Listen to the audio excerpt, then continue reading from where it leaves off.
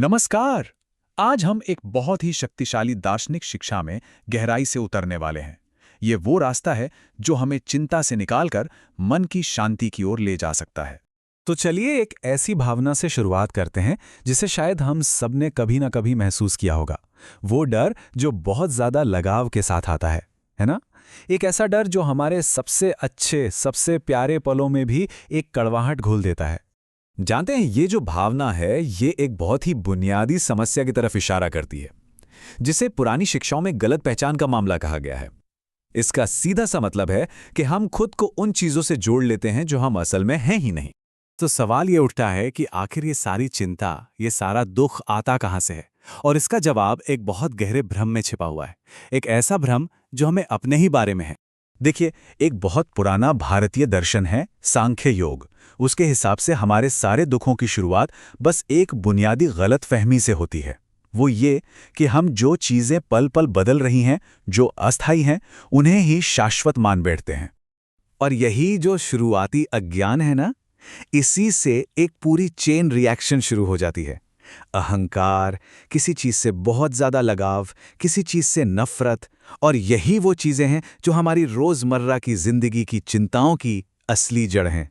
तो अब सवाल है कि इस गलत पहचान का हल क्या है? इसका हल है अपने नजरिए में एक बहुत बड़ा बदलाव लाना।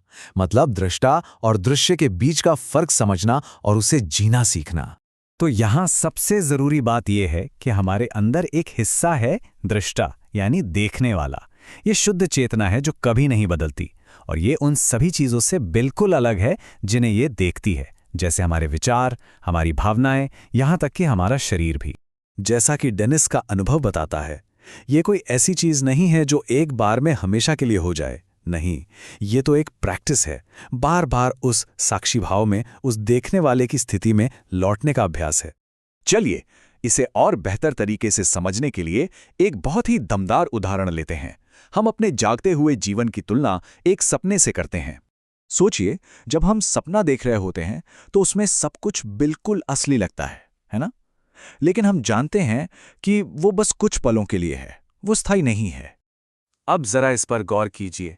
हमारी जागती हुई जिंदगी भी भले ही ज्यादा ठोस लगे, लेकिन असल में वो भी तो अस्थायी ही है। हमारे शरीर बदलते हैं, हमारे विचार बदलते हैं, हालात बदलते रहते हैं, सब कुछ बदल रहा है। तो यहाँ असली बात यह है कि जागने और सपने देखने की फिल्में भले ही अलग अलग हों, लेकिन वो पर्दा, वो स्क्रीन जिस पर ये फिल्में चल रही हैं, मतलब वो चेतना जो इन दोनों को देख रही है, वो एक ही है। वो कभी नहीं बदलती। तो ठीक है, अब हम इसे अपनी रोजमर्रा की जिंदगी का हिस्सा कैसे बनाएं? अच्छी बात यह है कि इस दृष्टा चेतना को जगाने के लिए कुछ साफ और स्पष्ट तकनीकें मौजूद हैं। इसको प्रैक्टिस करने का एक बहुत अच्छा तरीका है, एक्रोनिम है, साइलेंट। ये एक तरह से स्टेप बाय स्टेप गाइड है जो हमें बाहरी दुनिया की उथल-पुथल से हटाकर अंदरूनी शांति की ओर ले जाती है। यह हमें सिखाती है कि कैसे अपने शरीर के प्रति जागरूक हों, अपने असली स्वरूप को पहचानें और वर्तमान पल में जिएं। और जानते हैं, ये बहुत आसान भी हो सकता है। जैसे दिन में जब भी बहुत ज्यादा बोझ महसूस हो तो बस कुछ पल के लिए ऑब्जर्वर ब्रेक ले लें। बस रुकें, एक कदम पीछे हटें और चीजों को एक नए नजरिए से देखें। एक और बहुत असरदार तरीका है रोजाना खुद का मूल्यांकन करना। रात को सोने से पहले बस कुछ मिनट निकालकर सोचें कि दिन भर आपके विचारों, आपकी बातों और आपके कामों में कहां-कहां चिंता या संघर्ष था। बस देखना है, बिना खुद को जज किए। तो अगर इस बदलाव को लगातार प्रैक्टिस किया जाए तो इसका नतीजा क्या होता है? यकीन मानिए, ये जीवन को अनुभव करने के तरीके में एक बुनियादी बदलाव लाने से कम नहीं है। जब हम दृष्टा के साथ खुद को जोड़ना शुरू कर देते हैं तो न सिर्फ बुरे अनुभवों बल्कि अच्छे अनुभवों से जो हमारा बहुत ज्यादा लगाव होता है, उसकी पकड़ भी ढीली पड़ जाती है। और नतीजा होता है एक स्थिर अंदरूनी शांति। और यही इस पूरी शिक्षा का सबसे बड़ा वादा है। जिस पल हम जीवन में चल रहे इस गुजरते तमाशे के साथ खुद को जोड़ना बंद कर देते हैं, उसी पल हमें असली आज़ादी महसूस होती है। इसके जो फायदे हैं वो बहुत गहरे हैं। ये हमें जीवन के उतार चढ़ाव को एक ठहराव और एक मजबूती के साथ जीने की ताकत देता है। आखिर में ये शिक्षा हमें एक बहुत ही जरूरी सवाल के साथ छोड़ जाती है। एक ऐसा सवाल जो हमें अपने साथ लेकर चलना है।